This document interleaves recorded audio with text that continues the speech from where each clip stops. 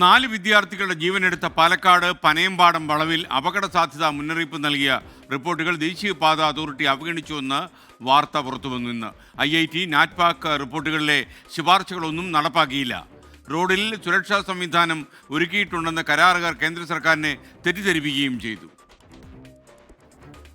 കുരുതിക്കളമായി മാറിയിരിക്കുകയാണ് കേരളത്തിലെ നിരത്തുകൾ. സംസ്ഥാനത്ത് 4592 ബ്ലാക്ക് സ്പോട്ടുകൾ.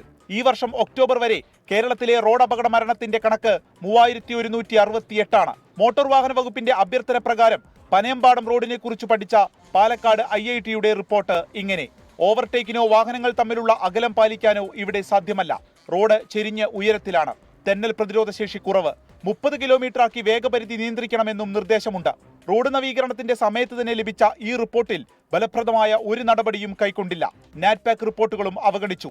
മഴവെള്ളമൊഴുക്കാൻ ഡ്രെയിനേജ് ഇല്ല, ക്യാമറകൾ സ്ഥാപിച്ചില്ല. കരാറുകാരുടെ മറുപടി കേന്ദ്രം വിശ്വസിച്ചു. മുൻകരുതലായി കൊടുത്ത റിപ്പോർട്ടിലെ വിവരങ്ങളെല്ലാം കടലാസിൽ മാത്രം ഒതുങ്ങി. കുറ്റകരമായ അനാസ്ഥയാണ് ഉണ്ടായിരിക്കുന്നത്.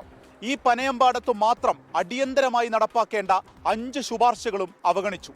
ഫലമോ കുറേ കുടുംബങ്ങൾക്ക് തീരാ നോവ് മാത്രം ബാക്കിയായി. വിപിൻ സി വിജയൻ, 24 പാലക്കാട്.